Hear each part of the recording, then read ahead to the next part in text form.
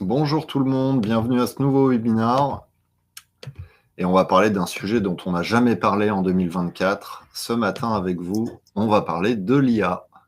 On a intitulé ce webinaire « Quelles compétences développer quand l'IA s'introduit dans le monde du travail ?» Et pour m'accompagner ce matin, je reçois Paul Mallet. Salut Paul. Salut Christophe, comment vas-tu? Eh ben, écoute, très bien. À un jour des vacances, donc parfait. T'as de la chance. Ouais. Bonjour à toutes et à tous. Paul, je te laisse te présenter. Oui, enchanté à toutes et à tous. Donc je suis Paul Mallet, je suis en charge des équipes LinkedIn Learning pour le marché français. Et puis pour représenter rapidement LinkedIn, même si j'imagine que la plupart d'entre vous connaissez déjà, c'est aujourd'hui le plus gros réseau social professionnel dans le monde, avec on compte et on a fêté cet anniversaire il y a quelques mois, plus d'1 milliard de membres dans le monde. On a plus de 65 millions d'entreprises qui sont présentes sur la plateforme et on a une taxonomie de plus de 41 000 compétences qu'on a été capable de mapper à travers toutes ces données. Donc je vous laisse juste imaginer le nombre de possibilités que ça peut nous donner en termes d'analyse, effectivement, des marchés, des industries, des métiers, pour pouvoir justement en extraire des tendances. Donc ça, c'est pour LinkedIn d'une manière générale. En France, on a 30 millions de membres, ce qui représente un peu plus de 80% de la population active. Il y a 75% en fait de cette population qui est en dehors de l'Île-de-France, qui nous donne une couverture au niveau justement des métiers qui est assez vaste pour le coup. Et donc une grande représentativité effectivement sur le marché français. Et puis moi spécifiquement aujourd'hui, je représente LinkedIn Learning. Et donc LinkedIn Learning, c'est une plateforme de développement des compétences qui recense aujourd'hui plus de 23 000 cours en fait dans plus de 24 langues. Et avec la moitié en tout cas de tous ces contenus qui est accessible en français. Et en fait, on a vocation à couvrir de vastes territoires en fait de développement de compétences, principalement en tout cas articulés autour de 3 grands blocs qui vont être effectivement les compétences transverses ou autrement dit les soft skills, tout ce qui va être compétences fonctionnelles, et donc là par métier avoir cette capacité de rentrer dans des formations très détaillées, et enfin tout le bloc effectivement formation liée à l'aspect technique. Et du coup, en France, en fait, on a développé nos équipes depuis maintenant 2 ans. Et on accompagne en fait les entreprises sur le marché français sur tous les sujets qui sont relatifs au développement des compétences, sur la mise en place de cultures apprenantes au sein de leurs entreprises, et voir également comment on peut favoriser l'engagement et la mobilité potentiellement des talents à travers justement les sujets de formation. Donc voilà pour dresser un petit peu le décor. Alors ce matin, on va aborder plusieurs sujets. Alors des sujets sur les grandes tendances en matière d'IA et notamment en termes d'adoption. On verra ensuite quels peuvent être éventuellement les freins et risques à ne pas passer ce cap de l'IA très rapidement. Et puis quelques cas d'usage dans la transformation des métiers qu'on pourra évoquer en fin de webinaire. On a un ou deux sondages qu'on vous soumettra pendant ce webinaire. Et puis, comme d'habitude, n'hésitez pas à nous poser vos questions. Alors, pour démarrer, hop, je te laisse démarrer sur 2 chiffres pour lancer ce webinaire. Absolument. L'idée, c'était de répondre au point sur l'adoption. En fait, on avait déjà fait un constat, on va dire, il y a un petit peu plus de 6 mois. C'est une étude qui date de fin 2023.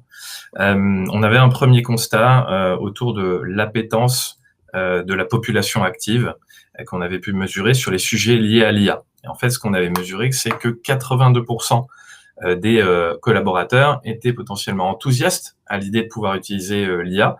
Ils étaient convaincus du fait que ça allait potentiellement leur permettre d'améliorer leur productivité. Mais en revanche, 43% d'entre elles et d'entre eux, en fait, souhaitaient approfondir leurs connaissances sur le sujet, mais ne savaient vraiment pas par où commencer. Et donc là, c'était l'écart entre, tu vois, les attentes et finalement les moyens. Et ça, c'est déjà quelque chose qu'on avait pu identifier en 2023. Deuxième. Alors, oui, vas-y. Pour te rejoindre, nous, on avait fait un focus sur les mêmes questions au niveau des professionnels RH, mais les concernant eux en tant que professionnels RH. Et on est dans les mêmes ratios. Quand on leur demande si l'IA est une révolution, etc., oui, ils sont d'accord à 95%. Quand on leur demande s'ils vont l'intégrer dans leur pratique RH en 2024, là, on n'est pas du tout sur le même scoring. On doit être à peu près à 30% des boîtes qui nous disent oui, on va l'intégrer. Et puis, grosso modo, 70% des RH qui nous disent en fait, on ne sait pas vraiment comment s'y prendre. C'était ça un peu le résumé de cette étude. Première question là qu'on va vous poser par rapport à ça. Selon vous, quelle part de vos collaborateurs utilisent déjà des outils liés à l'IA ? 25%, 50%, 75% ou la totalité des collaborateurs? Je vous laisse répondre. Là, je vois qu'on est déjà, on va bientôt atteindre les 140, donc on devrait avoir des résultats intéressants. Et en tout cas, par rapport à ce que tu disais, Christophe, effectivement, il y a ce manque de méthodo sur le comment faire pour justement réaliser cette acculturation, cette adoption. Et puis, là où ça peut coincer parfois, c'est des tentatives d'adoption, mais sur lequel ça prend pas. Et du coup, effet contre-productif, si tu veux, l'effet un peu flop, tu vois, où l'adoption ne se fait pas. Et peut-être qu'on a manqué certaines étapes, du coup. Tiens, je vais vous donner une data pendant que vous êtes en train de voter. Il y avait une data qui était intéressante où on a demandé au RH s'ils avaient le droit d'utiliser des IA génératives. Alors, j'ai plus les chiffres en tête, mais ceux qui nous ont répondu non, on n'a pas le droit, c'est interdit par l'entreprise. On leur a dit, mais est-ce que vous les utilisez quand même? Et en fait, à 50%, ils nous ont répondu oui, on les utilise quand même. Donc, sur des devices perso, donc c'est assez intéressant parce que ça veut dire que même quand l'entreprise l'interdit, ça n'empêche pas les collaborateurs de l'utiliser. Alors, tu vas voir qu'on a des chiffres qui abondent complètement en ce sens. Alors, attends, j'ai quelqu'un qui n'a pas de son, je vais juste la reconnecter. Ouais. Hop. Alors, qu'est-ce que ça donne? Vous êtes 98 à avoir voté. On va partager les résultats. Alors, en fait, vous êtes très modéré. Selon vous, 25% des collaborateurs utiliseraient déjà les outils liés à l'IA. Donc ça, c'est la réponse. À 40%, vous répondez ça. Puis, certains nous disent à 14%, 50% des collaborateurs, puis 75%. Et 1% pensent que 100% des collaborateurs l'utilisent. Ce qui est possible, il y a certainement des entreprises où 100% des collaborateurs l'utilisent déjà, mais ouais, vous êtes un peu frileux, là, je trouve, quand même. On va comparer, justement. Je vais reprendre, justement, juste avant de vous donner le fin mot de l'histoire. Justement, pour renforcer l'écart qu'on évoquait, tu sais, Christophe, sur le fait que beaucoup d'attentes, on ne sait pas par où aller. Mais en fin de compte, c'est la même chose pour les dirigeants d'entreprise, puisqu'on avait estimé que 80% d'entre eux étaient favorables à ces nouvelles technologies pour leurs collaborateurs. Donc, autrement dit, tu en es convaincu, entre guillemets, tu donnes aussi les armes à ton entreprise de pouvoir le déployer. Et puis, dans les faits, on n'est pas très loin du chiffre que tu citais, qui était à 30%. Nous, on estime que seulement 38% en fait, des entreprises ont mis en place des accompagnements particuliers pour accompagner cette transformation des usages et des compétences. Donc, l'écart entre, encore une fois, les attentes et les moyens que je vais donner à mes collaborateurs. Et du coup, pour abonder aussi dans le sens de l'étude que tu nous as partagée, on a effectivement une étude qui a été publiée au mois de mai. Alors, c'est une collaboration entre Microsoft et LinkedIn. Je rappelle qu'on fait partie quand même du groupe Microsoft. À ce titre, on a pu effectivement mettre en place une étude vaste au niveau international sur un panel de plus de 30 cas personnes qui sont considérées comme ce qu'on appelle des knowledge workers, c'est des personnes en fait qui travaillent, qui sont connectées en fait à des devices pour opérer dans leur job, et ça sur de nombreux pays. Et en fait, cette analyse, elle permet de croiser à la fois les données que l'on a nous sur les compétences, les données d'utilisation effectivement qui sont relevées par Microsoft au niveau notamment de tout ce qui est relatif à Copilot, et puis les éléments relatifs à ce sondage. Et quand on croise tout, on obtient en fait les chiffres suivants qui sont assez éloquents, je pense. On a aujourd'hui 75% en fait des personnes qui ont répondu au sondage qui en fait utilisent déjà l'IA. Ce qu'on voit, c'est qu'une bonne moitié l'ont fait seulement depuis les 6 derniers mois. Donc, tu vois, l'accélération de l'adoption, elle est colossale vraiment. Et ça veut dire que les problématiques qu'on rencontrait il y a déjà 6 mois, qu'on estimait être, tu vois, où on estimait qu'il y avait déjà un retard dans l'accompagnement, elles s'amplifient là, à l'heure actuelle. Et l'autre point marquant, c'est exactement le reflet de ce que tu nous partageais, c'est-à-dire qu'on estime que 78% d'entre toutes ces personnes qui ont répondu déjà utiliser l'IA le font en utilisant leur propre IA. C'est le terme utilisé que tu vois ici, l'acronyme un peu barbare, Bring Your Own AI. En fait, c'est le terme qu'on a utilisé pour... en fait, c'est l'équivalent du terme Shadow AI. Peut-être que tu as déjà dû entendre parler. C'est justement tout ce qui n'est pas en fait annoncé sur le papier, mais qui est quand même utilisé, que ce soit sur un mobile perso ou sur le PC professionnel, en termes de solutions. Et donc, ça veut dire qu'on sort du cadre de tout ce qui a pu être défini par l'entreprise. Donc là, on a littéralement une illustration, tu vois, de cette tendance entre les attentes et l'optimisme sur l'IA, les moyens qui sont donnés, et puis la main qui est prise directement par les collaboratrices et les collaborateurs sur le sujet, mais potentiellement qui ne nous donne pas une vision globale de cette utilisation et qui nous laisse effectivement moins de contrôle aussi sur cette utilisation. Du coup, ça soulève pas mal de questions et puis un certain nombre de risques, en fait. En fait, là, il faut le voir effectivement comme étant, tu sais, plutôt des opportunités. Mais bon, on va quand même l'illustrer en se basant sur des notions effectivement de risque pour l'entreprise. Il faut être proactif sur ces sujets. Et c'est important effectivement pour l'entreprise de prendre les devants, d'accord ? Il y a 2 blocs principaux sur lesquels ça représente un risque de ne pas prendre les devants.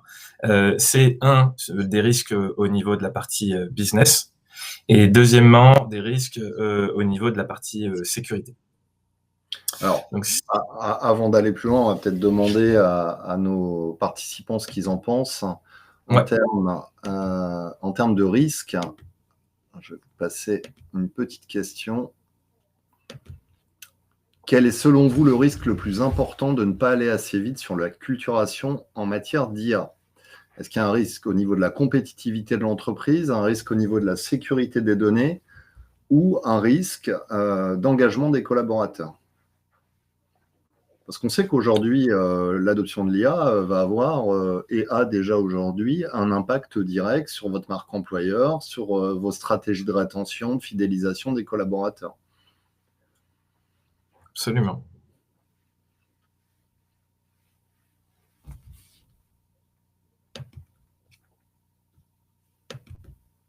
Et là, les auditeurs ils peuvent répondre une réponse. C'est la plus importante, on est d'accord ? Ça va être intéressant. Ça va être intéressant.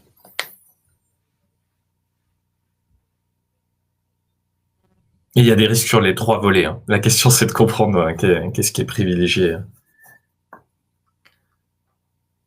Bon, c'est assez classique de ce que je vois pour l'instant.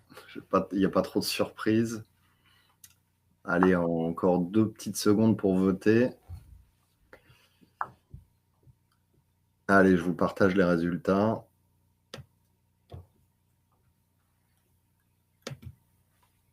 Alors, principalement compétitivité de l'entreprise à 43%, puis à 26% les risques en matière de sécurité des données et à 9% l'engagement des collaborateurs. Ok. Intéressant. Et en vrai, c'est très équilibré entre les 3. Ouais. Si on voulait, entre guillemets, revenir sur cette partie-là, je dirais que si on parle de la partie business, on a vu les dirigeants, ils sont très favorables. Donc, tu vois, 80% sont optimistes, ils voient à peu près de quoi on se parle, mais on survole un peu le sujet. Et le risque, c'est de justement pas comprendre quelles sont les opportunités qui peuvent être liées à ces nouvelles technologies. L'IA, c'est pas uniquement la generative AI. Il y a énormément d'autres outils autour de l'automatisation, la capacité de calcul et d'analyse de données qui vont permettre d'aller beaucoup plus loin. Seulement si, on va dire, les dirigeants en France et dans le monde sont pas conscients de ce que l'on peut faire réellement, de l'étendue des possibilités, bah, potentiellement, effectivement, on peut passer à côté de pas mal de choses. Donc déjà, un premier risque, c'est de ne pas avoir une bonne compréhension de tout ça. Et du coup, ça veut dire pas de prise de conscience de cette opportunité, de mettre le bon focus et potentiellement de mettre les bonnes équipes, tu vois, en place.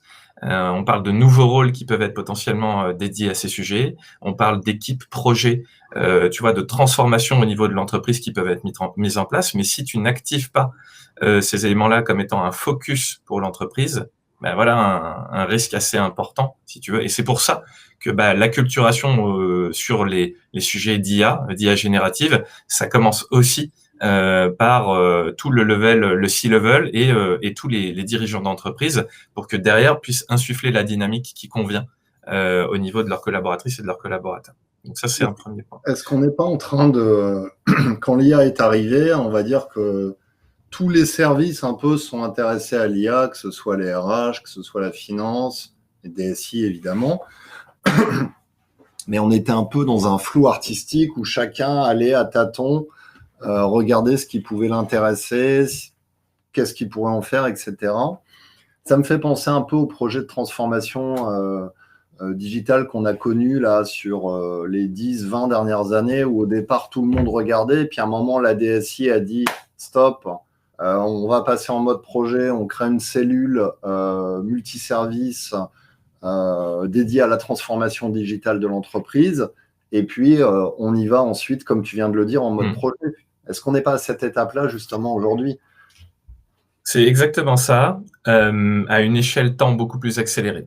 Mais c'est exactement le pendant de la transformation digitale. Et effectivement, dans un premier temps, il y a eu l'effet un peu de sidération. Et donc, les deux premiers services à s'y être intéressés ont été effectivement les ressources humaines, de par la transformation que ça induit dans les métiers, dans les compétences, et forcément les services IT, les DSI, de par l'aspect effectivement comment en fait canaliser le phénomène, comment entre guillemets donner un cadre.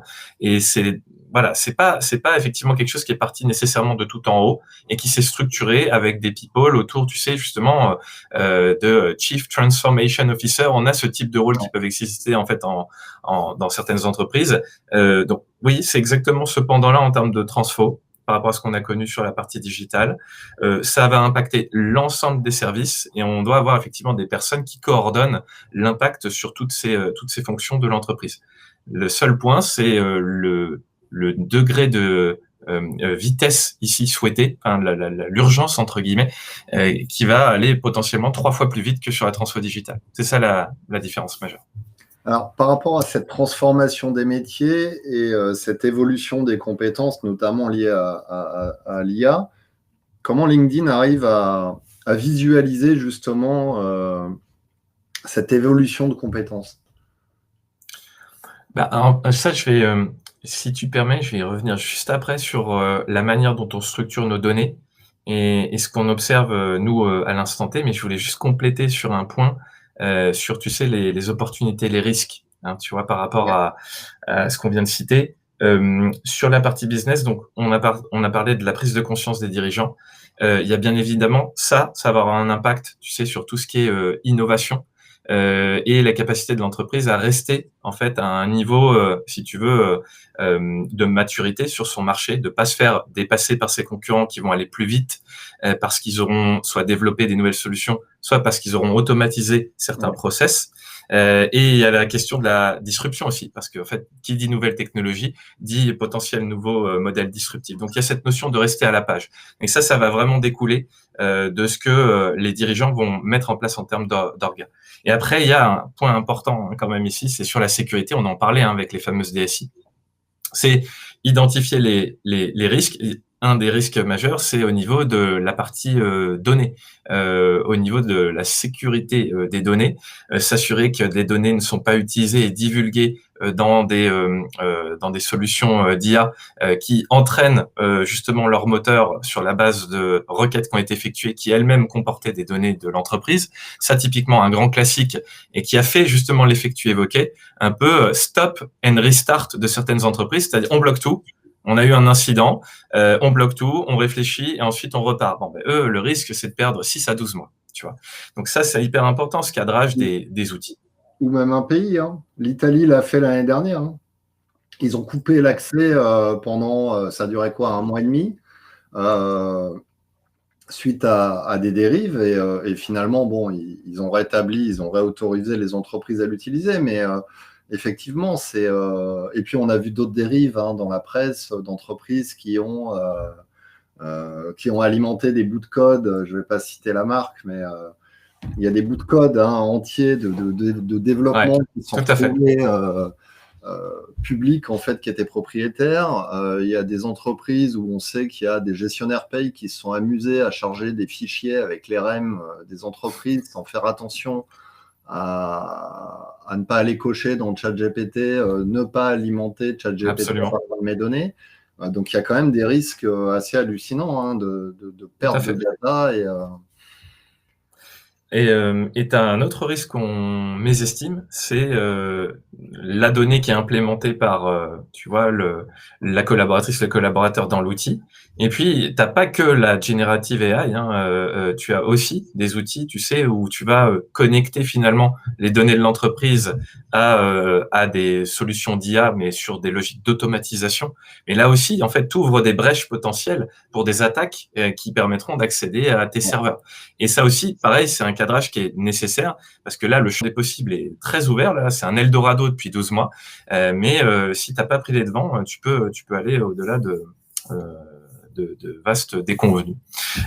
Et après, il y a l'interprétation aussi des résultats. Ça, c'est un point qu'on avait déjà évoqué ensemble. Mais à un moment, si tu n'as pas cette transparence sur l'utilisation de l'IA dans la création que tu vas faire d'un contenu, en tout cas, tu as intérêt d'être assez expert en la matière pour pouvoir repérer ce qui cloche potentiellement dans les résultats qui sont fournis.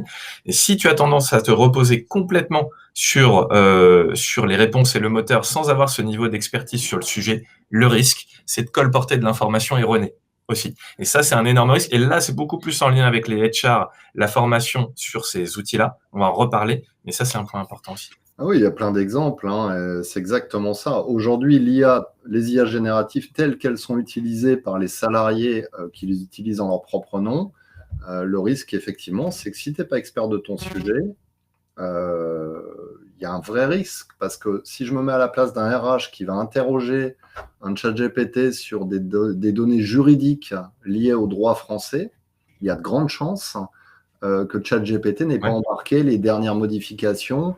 Donc, il y a vraiment un risque assez fort d'erreur. Hein. Puis même sur les sources qui sont citées par ChatGPT, on a encore pas mal de sources qui sont soit qui n'existent plus, qui sont plus accessibles ou qui sont fausses.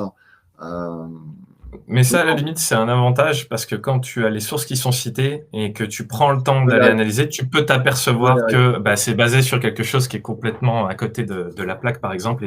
Et ça, c'était un point positif, une évolution positive de ces fameuses Gen AI. Et après, un point important aussi, c'est sur la méthodo, tu sais. On parlait de...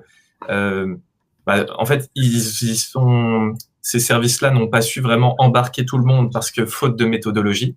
Et c'est vrai que ça, c'est un grand point d'interrogation pour la plupart du temps. Comment, en fait, on fait? Qu'est-ce que vous recommandez pour pouvoir essayer d'embarquer et vous cadrer ça beaucoup mieux? Donc là, il y a pas mal de petits tips qu'on peut donner. Le cadrage des outils qui sont autorisés par le service IT, mais encore mieux, l'identification de solutions officiellement recommandées et fournies par l'entreprise. Ça semble important. Ne pas être dans le déni de ce qui se passe. Et à la fois, si tu proposes pas d'alternative et que tu dis juste vous n'avez pas le droit de l'utiliser, mais que tu ne fournis pas quelque chose qui te permette d'accéder à ces solutions-là, c'est le chiffre que vous voyez ici, c'est-à-dire 80% vont quand même le faire. d'une manière ou d'une autre, ils vont trouver les outils. En Italie, je ne savais pas qu'ils avaient bloqué effectivement 100% du pays, mais probablement ils vont avoir une AI, tu sais, locale, et ce sera quand même un sujet à un moment. Donc tu as ça. Ensuite, tu as tout ce qui est formation et acculturation sur l'IA, l'utilisation des solutions, le prompt engineering, ça c'est effectivement très important. Et la formation, ça ne s'arrête pas là. Il y a la mise en pratique. Donc comment tu fais pour mettre en place une équipe en charge justement de la mise en application de l'intelligence artificielle générative?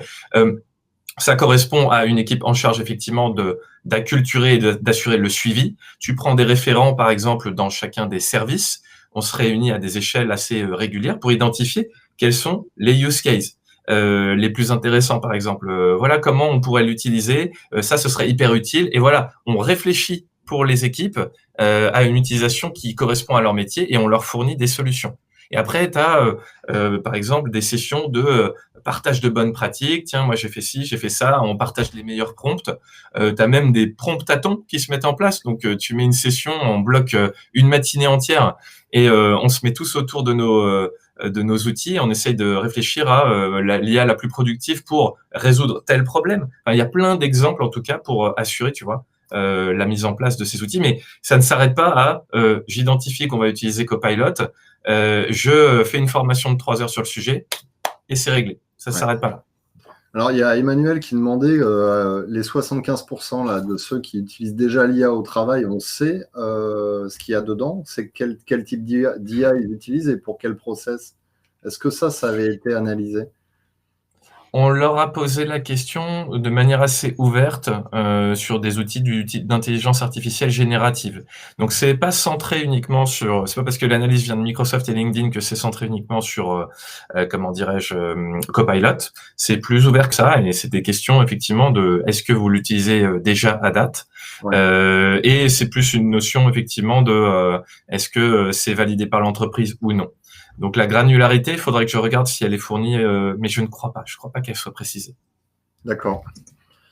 Et il y avait une question, là, je ne sais pas y répondre, de Georges qui demande si ChatGPT est toujours bloqué sur des datas datant de 2022. Il y a plusieurs versions. Alors, je ne suis pas représentant officiel de ChatGPT, bien qu'on ait des liens effectivement entre le groupe Microsoft et OpenAI, mais je sais qu'il y a des versions effectivement gratuites qui sont... C'est la version gratuite qui est limitée, tu sais, en termes de données. Donc après, probablement qu'à un moment, ils vont remonter le seuil au fur et à mesure, mais oui, c'était limité effectivement à des résultats de mémoire à fin 2022. Et puis après... pour débloquer vraiment l'accès à de la donnée en temps réel, il te faut aller sur quelque chose où ça devient une solution qui est souscrite par l'entreprise ou à titre personnel. Et là, ça te permet d'aller taper dans la donnée à jour du web. Alors, donc voilà pour ça.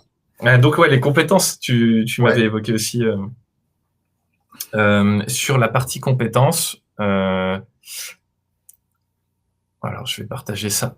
Je vais essayer d'expliquer un petit peu la manière dont on fonctionne avant de parler des tendances qu'on observe sur certains métiers clés.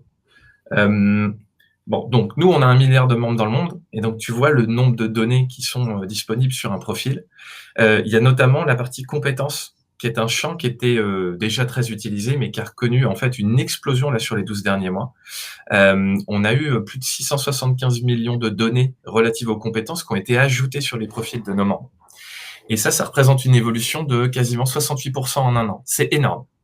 Et ça veut bien dire qu'il se passe quelque chose, tu vois, en termes de transformation des compétences au niveau du marché. Ça nous permet d'en voir apparaître de nouvelles. Ça nous permet de voir des tendances où certaines augmentent très, très vite, tu vois. Donc, on a déjà un premier statut, c'est les données qui sont fournies par nos membres, qui nous permettent d'observer ces tendances. De l'autre côté, on a en plus les entreprises qui sont présentes sur la plateforme et qui vont avoir tendance aussi à poster des opportunités, tu vois, d'emploi et qui mentionnent les compétences dont elles ont besoin. Donc ça aussi, c'est assez intéressant à prendre en compte. Et du coup, nous, ça nous permet d'avoir une équipe qui est dédiée au sujet de compétences, qui bosse H24 sur le sujet. Ça leur permet de détecter les nouvelles compétences qui apparaissent en fait sur la plateforme. Ils vont pouvoir du coup les cartographier, tu vois, ils vont les normer, ils vont les mapper, les regrouper. C'est un petit peu ce qu'on a fait ici. C'est pour ça que je voulais l'illustrer un peu de cette manière-là pour l'intelligence artificielle. Tu vois, on a une grande catégorie qui va être transformation effectivement digitale.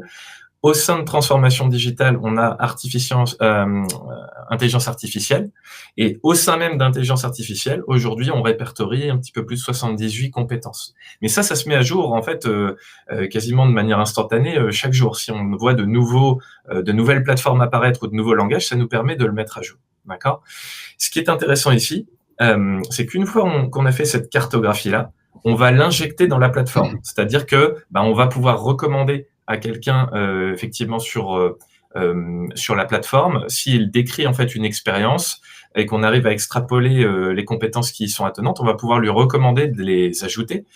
Si la personne se forme également, on mappe nos contenus à une compétence et donc ça permet derrière d'en assurer le suivi. Et puis du côté entreprise, comme je disais, on a les compétences qui sont attendues. Donc on a cette espèce de cartographie mondiale des compétences entre l'offre et la demande.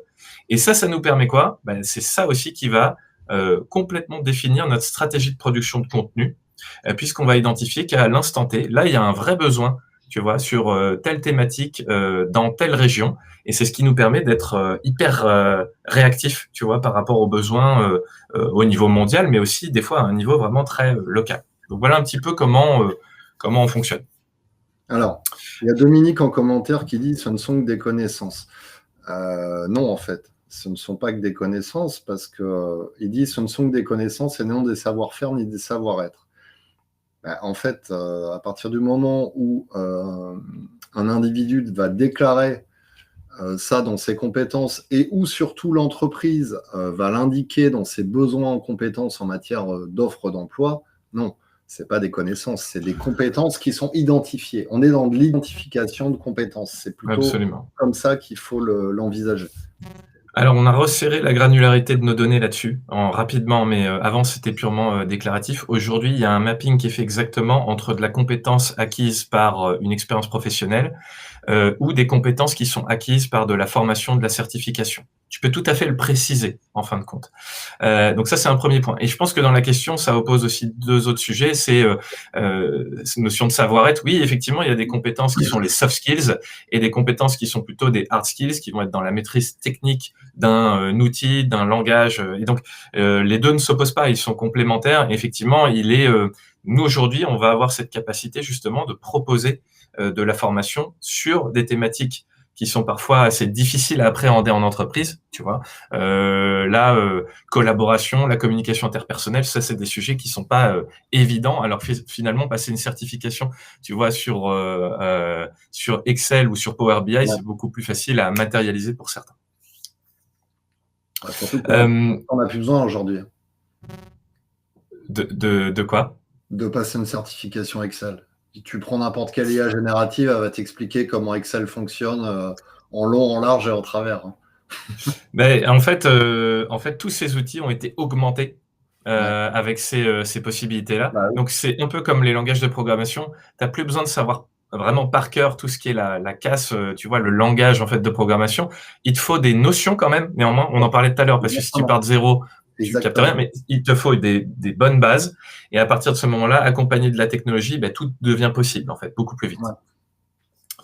Ouais. Donc ça, c'était pour illustrer la manière dont on fonctionne. Autre point intéressant, c'était de souligner, c'est ce qui nous a permis d'être hyper réactifs sur les sujets d'IA, notamment. Donc là, en fait, sur la bibliothèque IA, on a plus de 800 contenus qui ont été développés. Un bon 40% de ces cours en fait ont été produits sur quasiment les 12 derniers mois. Donc c'est quelque chose qui est on est quasiment 60% de la bibliothèque qui est disponible en français ou français sous-titré. Et là, ce qui est assez intéressant, c'est que c'est réparti. On l'a découpé un peu en pyramide, c'est ce que je t'évoquais. On va partir des fondamentaux, les fondations, comprendre, tu vois, les opportunités, les risques, et ça, c'est valable pour les dirigeants, mais pour tout le monde. Ensuite, tu as un deuxième étage qui va être effectivement la mise en pratique. Donc, typiquement, comprendre comment, effectivement, c'est quoi le principe de prompt, comment le mettre en pratique dans les différents outils, comment être précis. En fait, il y a besoin d'être formé pour comprendre comment tu réagis avec la machine et comment tu affines au fur et à mesure, en fait, tes requêtes.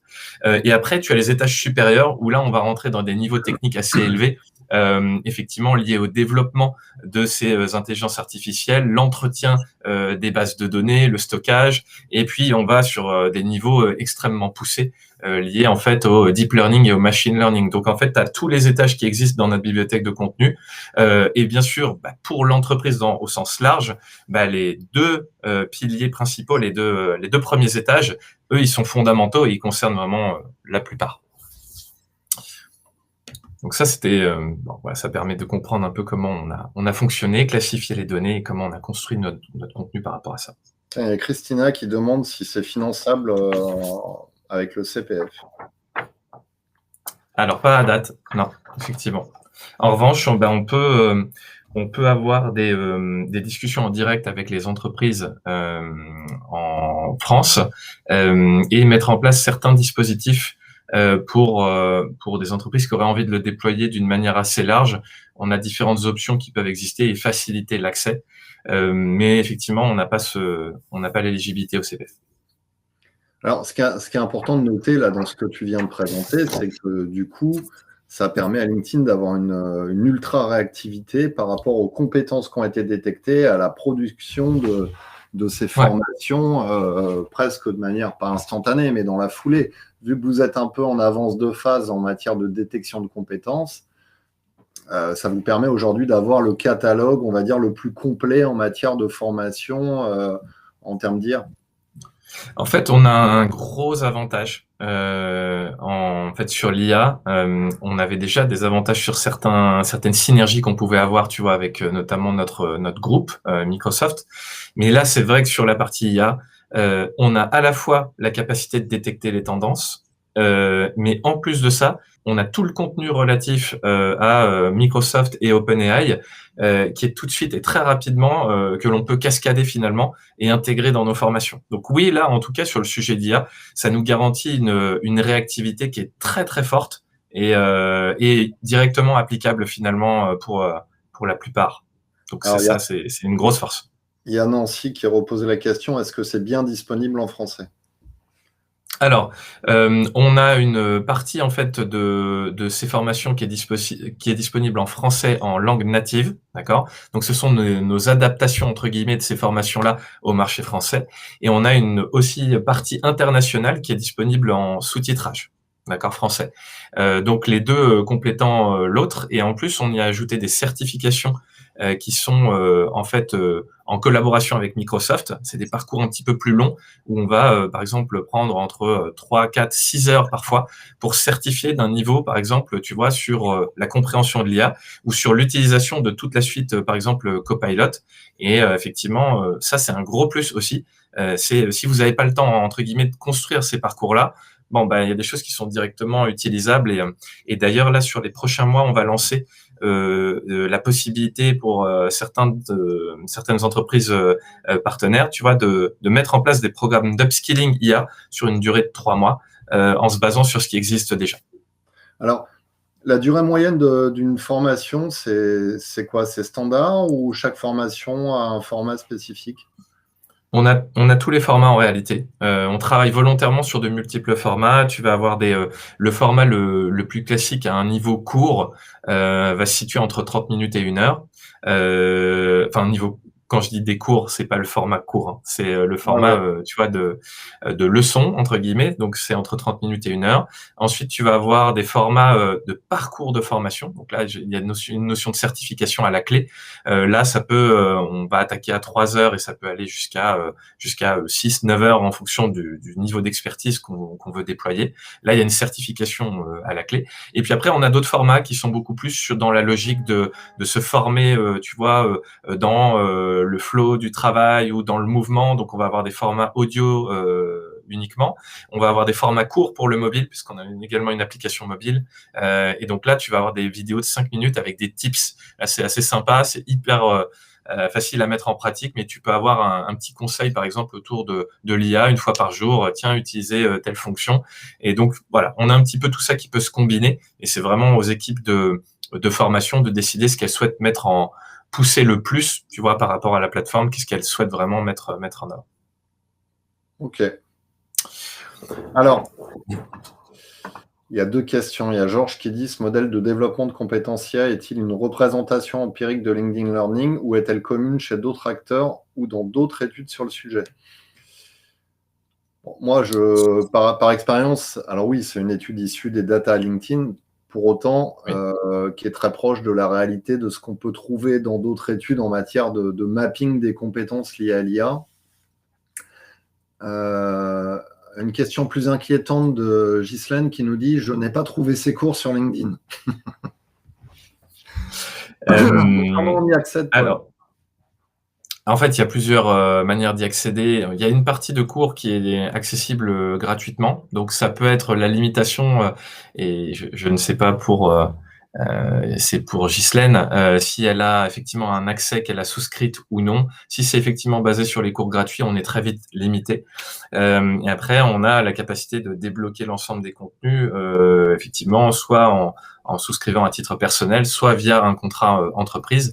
Et à ce moment-là, il suffit d'aller dans la catégorie, soit de taper le mot clé intelligence artificielle, soit d'aller dans les catégories effectivement transformation digitale, comme on l'a vu. Il y a une rubrique intelligence artificielle qui existe. Il y a une rubrique certification également qui existe. Faut pas oublier de cocher non plus les cours qui sont 100% français et ceux qui sont en sous-titrage. Et vous devriez trouver ce détail. Néanmoins, on peut tout à fait partager aux personnes qui sont présentes aujourd'hui une liste des cours les plus recommandés en la matière, qui seraient pertinents dans le cadre d'un lancement, par exemple. Attends, de manière plus basique, je pense que tout le monde ne sait pas comment on accède à LinkedIn Learning à partir de LinkedIn.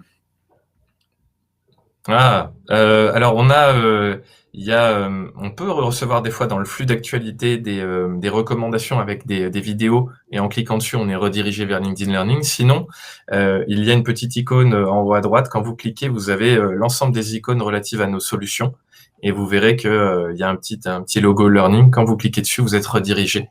Là, c'est à titre individuel. Si c'est un contrat entreprise, c'est l'entreprise qui envoie des invitations par email sur les emails professionnels pour les inviter à se connecter à LinkedIn Learning. 2 approches, individuelle, professionnelle.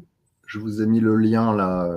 Ouais, merci. Quand moi je me connecte, comme ça vous le retrouvez.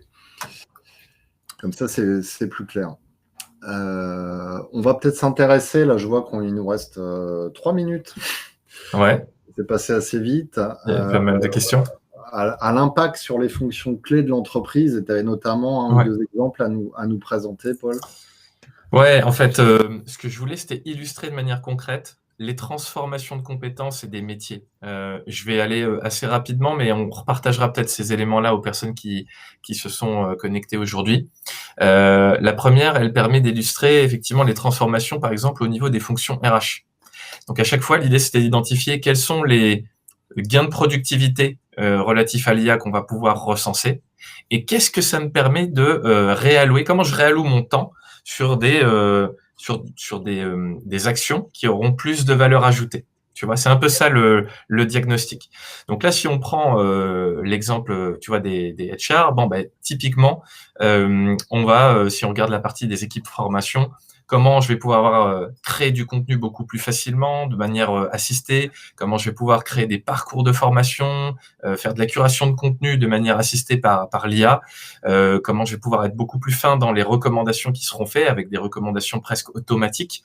Tout ce gain de temps-là, les professionnels de la formation, ils vont pouvoir le mettre au service d'actions beaucoup plus, je dirais, à forte valeur ajoutée pour l'ensemble, en tout cas, de l'entreprise. Si on prend l'exemple ici de réallocation de temps possible, on a la mise à jour des référentiels compétences Ça, c'est vraiment un pain point et c'est souvent un manque de temps de ces équipes-là. Et là, on va effectivement pouvoir se pencher dessus.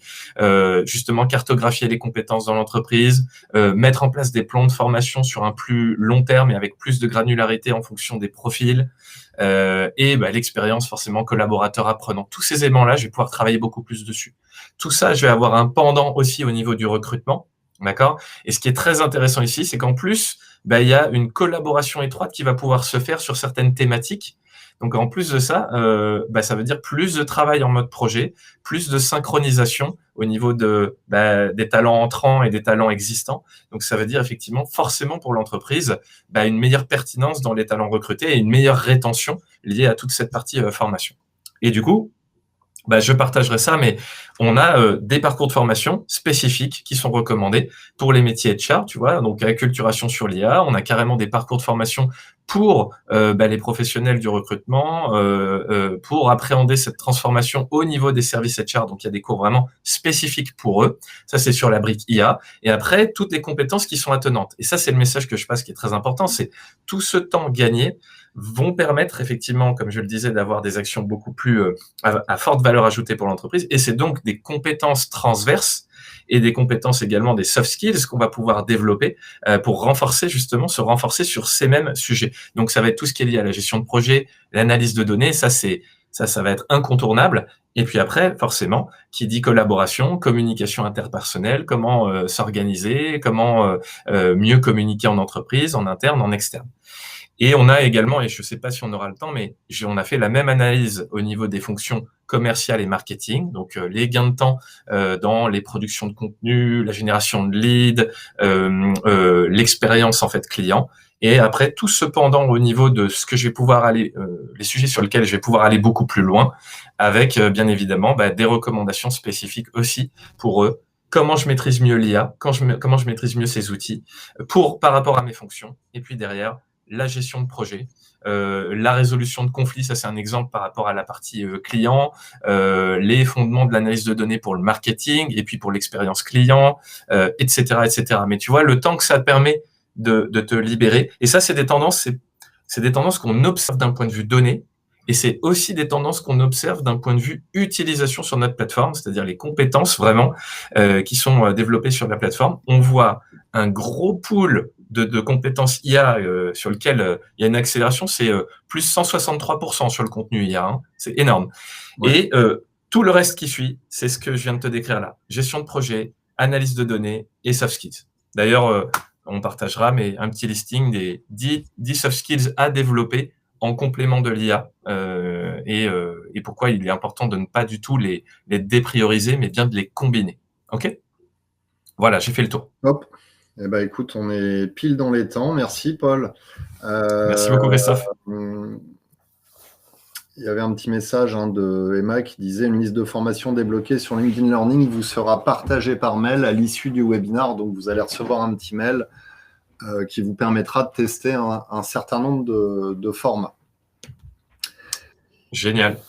Merci beaucoup. Merci à toutes et à tous. Je vous souhaite un excellent appétit. Il y avait une question sur le replay. Vous pourrez retrouver le replay demain matin sur MyRH Line. Merci, Paul. Bonne journée. Merci beaucoup, Christophe. À bientôt. Allez, au revoir.